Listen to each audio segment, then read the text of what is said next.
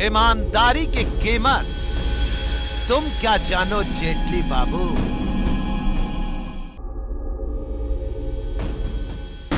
There is a premium on honesty. एक समय था जब भ्रष्टाचार शिष्टाचार का अंग बन गया था। आज हमारे नागरिक विशेष रूप से नवयुवक वर्ग ईमानदारी का जीवन व्यतीत करने को तत्पर है।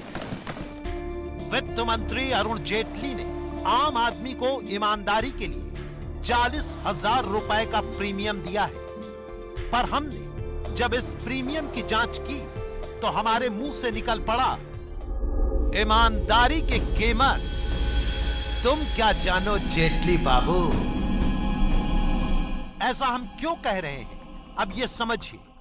To provide relief to salaried taxpayers, I propose to allow a standard deduction of rupees 40,000 in lieu of present exemption in respect of transport and reimbursement of miscellaneous medical expenses.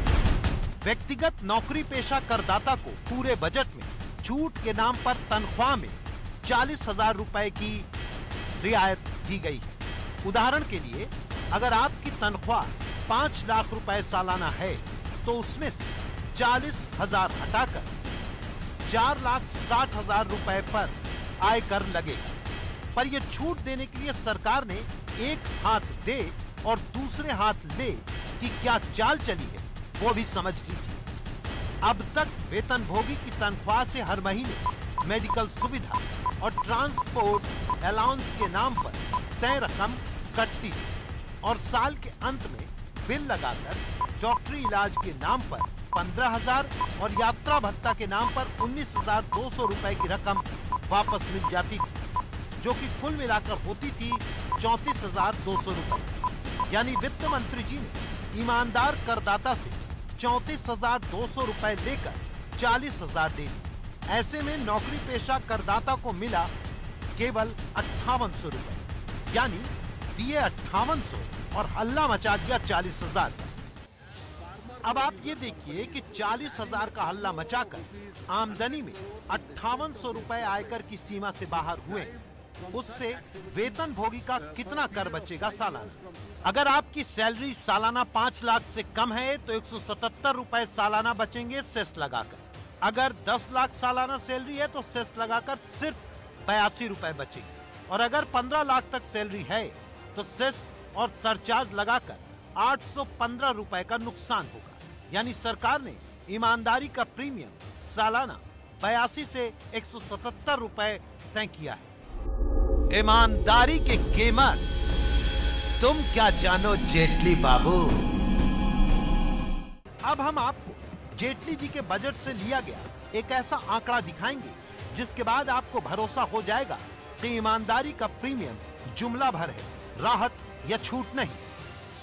पिछले वित्त वर्ष में तनख्वाह पाने वाले 1,89,00,000 कर्मचारियों ने 1,44,000 करोड़ रुपए आयकर चुकाया, यानी औसतन हर नौकरी पेशा ने 76,306 रुपए टैक्स भरा, जो देश में कर चुकाने वाले वर्ग में सबसे ज्यादा है, क्योंकि 1,88,00,000 व्यापारी करदाताओं ने महज औसतन 25,753 रुपए ही देश को कर दिया।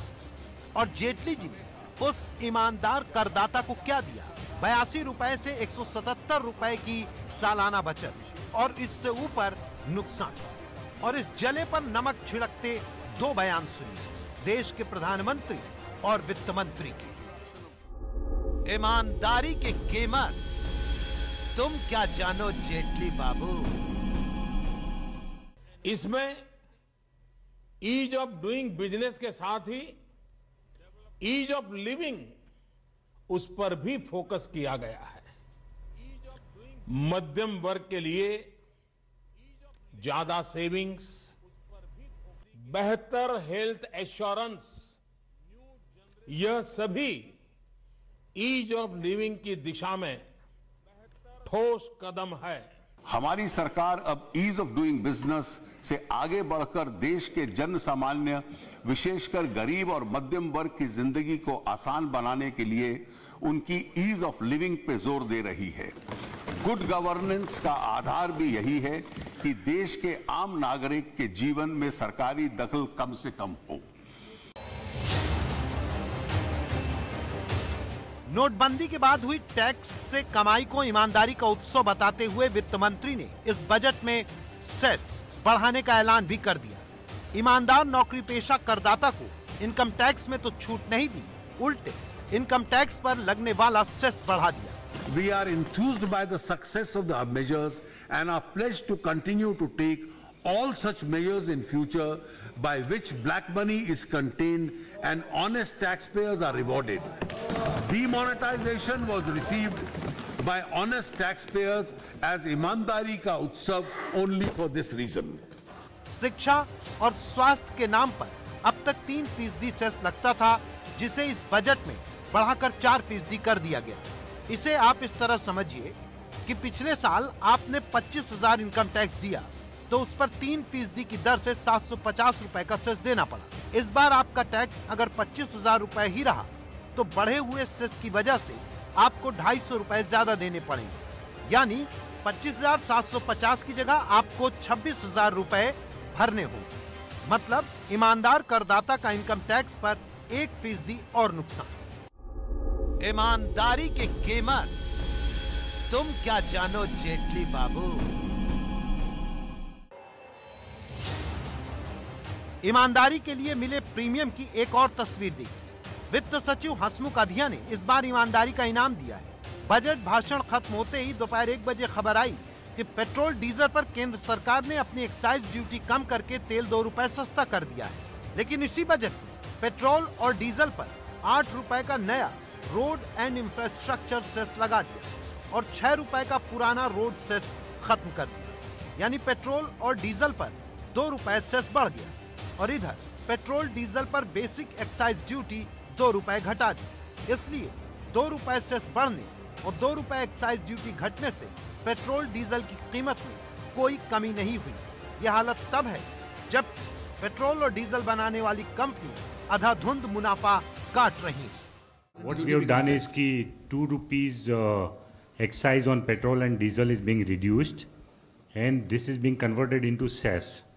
So that is the only change we have made. So practically there is no impact on the final price of petrol and diesel. It is without any change in the market price. To the consumer, the price to the consumer there is no change. But 2 rupees kitty, which was coming from excise duty, that we have reduced and we have taken it to cess. Modi सरकार का दावा है कि वरिष्ठ नागरिकों के लिए ये ड्रीम बजट रहा। ऐलान भी हुए। बचत के ब्याज से हुई आमदनी पर छूट 10,000 रुपए से बढ़ाकर 50,000 रुपए कर दी गई। बुजुर्गों के मेडिक्लेम पर 30,000 रुपए की छूट को बढ़ाकर 50,000 रुपए कर दिया गया। गंभीर बीमारियों के इलाज पर खर्च के लिए कटौती सीमा 60,000 से बढ़ाकर 1 लाख रुपए कर दी गई। मतलब 40,000 के अतिरिक्त खर्च पर भी कोई टैक्स नहीं लगेगा।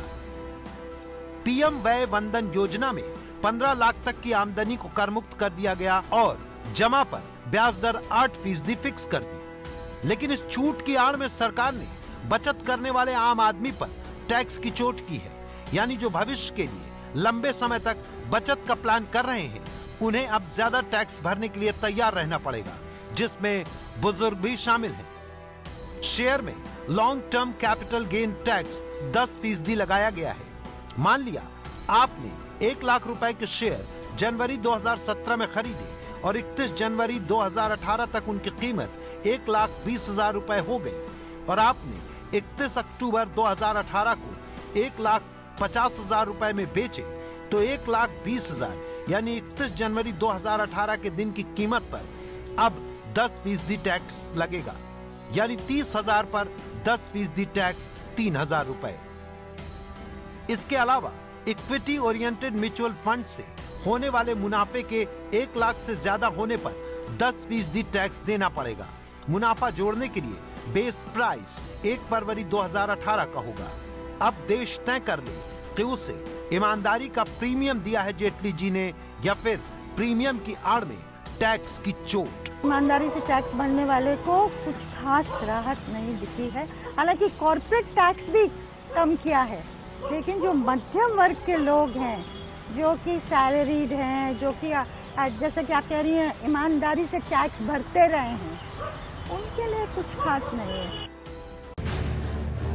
अब आपको बजट में मनाए गए जेटली ईमानदारी उत्सव की एक और प्रस्तुति दिखाते हैं। सरकार ने कहा कि वो राष्ट्रीय स्वास्थ्य संरक्षण योजना लागू करेगी, जिसमें देश के 50 करोड़ गरीब और कमजोर ईमानदार लोग अगर बीमार होकर अस्पताल पहुंचे तो उनका 5 लाख रुपए तक का इलाज सरकार अपने खर्चे पर करवाएगी। ये दुनिया की सबसे बड़ी स्वास्थ्य योजना बताई। पर सरकार की ऐसी ही एक और ईमानदार कोशिश का सच आपको दिखा दें। केंद्र ने 2016 में राष्ट्रीय स्वास्थ्य बीमा योजना शुरू की थी। 30,000 रुपए तक का अस्पताल खर्च सरकार को देना था। इसमें खर्च का 60% हिस्सा केंद्र और 40% हिस्सा राज्य को देना है। राज्य पहले खर्च करते हैं और फिर बिल लगाते हैं तो केंद्र उन्हें 60% हिस्सा लौटा देता है। पर एक अखबार में छपी रिपोर्ट के मुताबिक 21 राज्य खर्च करने की जगह पहले केंद्र का हिस्सा मांग रहे हैं। नतीजा, देश के 21 राज्यों में 21 करोड़ लोग मझधार में फंसे हैं। पिछले 9 महीने से उनके इलाज वाले बीमा कार्ड तक नहीं बने हैं। ऐसे में वित्त मंत्री जेटली जी को ध्यान रखना होगा कि ईमानदारी का प्रीमियम ईमानदार लोगों को मिले, उनको ये न लगे कि ईमानदारी घाटे का सौदा है। और इसीलिए हमने इस रिपोर्ट का नाम दिया था ईमानदारी के कीमत तुम क्या जानो जेटली बाबू।